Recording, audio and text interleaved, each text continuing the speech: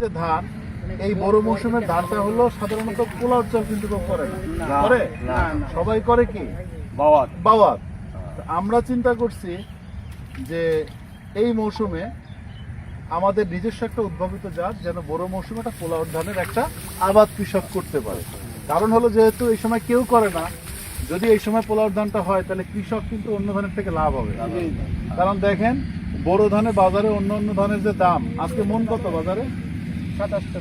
7 থেকে 800 টাকা মোটা আর চিকন সেম। কিন্তু পোলাও ধান যদি এখন কারো ঘরে থাকে এটার মন কত? 2200 জাত ভেদে, এই তো। তাহলে কোথায় এটার থেকে প্রায় 4 গুণ দাম হয়ে গেল না? তাহলে এখন কৃষক চাইলেও কি এই ধান করতে পারে এই মৌসুমে? পারে না। কিন্তু যদি এই বীজ ধানটা পায় তাহলে কৃষক করবে, অবশ্যই করবে।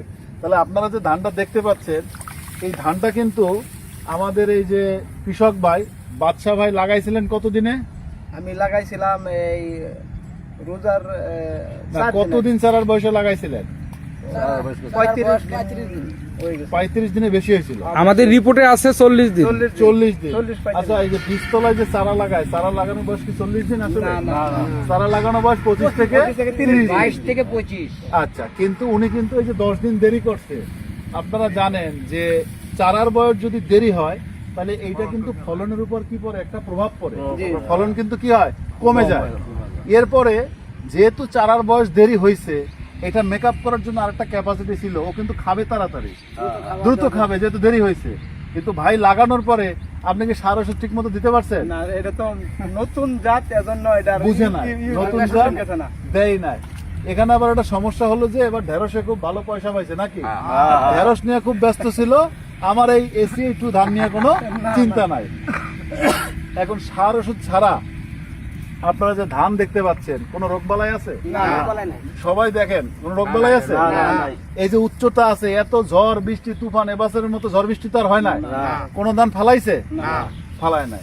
তার মানে কি রোগবালাই নাই, ফালায় নাই। আচ্ছা, আপনি কি একটা পোকার ওষুধ দিচ্ছেন? দিছিলাম একবার। আর দেয়া লাগছে? ও ভয়তে দিয়েছে যে যদি লাগে না লাগে, এটা অ্যাডভান্স দেওয়া লাগে, তাই একটা দিছে। এখন দেখেন বিরাট শক্ত ধান। তার মানে আমরা এই ক্ষেতের পাশে যে দাঁড়ায় রয়েছি আর ওই পাশে যে ধান কাছে, ধানটার কি গ্রান আছে? কেমন গ্রানটা? পোলাওর গ্রান। একটু ক্লোজ করে শোনেন, ধানটার গ্রান কেমন? পোলাওর ধানের মতো। আচ্ছা, আপনারা যে ধানটা হাতে ধরে আছেন এটা ওজনই ধান তো? ওজনই ধান। পাওয়া মৌসুমে যে আপনারা অন্যান্য যে পোলাওর চাল করেন তার থেকে কি একটু ফলনটা বেশি না? একটু বেশি। আচ্ছা, এবার দেখেন আমার বাদশা ভাই আরেকটা কাজ করছে, উনি কিন্তু গ্যাপটা দিছে অনেক বড়, দূরত্ব বেশি দিছে নাকি?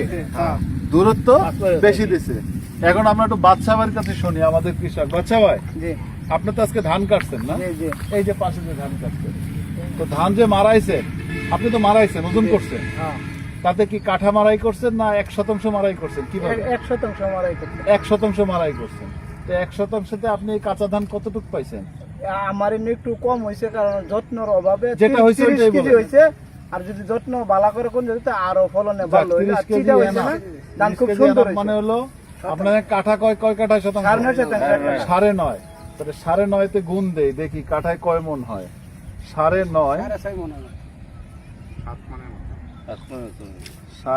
গুণ কত কেজি করে পাইছেন? 30 কেজি বা 40। একবার 32 কেজি হয়েছে। কে বললো? একেবারে একুরেট। তার মানে কাঠা প্রায় 7 মন ধান চলে আসছে।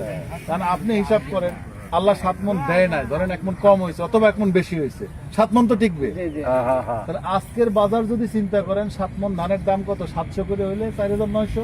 কিন্তু এই ধানটা যদি 2000 করে বেয় তাহলে কত হবে? 14,000। কৃষকের কি লস আছে? না। ওষুধ কীটনাশকও কম দিয়েছে। তাহলে আপনারা কি আগামীতে এই ধান করবেন? সবাই করতে চান? আচ্ছা, ঠিক আছে, সবাই হাত তুলি। ইনশাআল্লাহ। ক্লোজ করেন।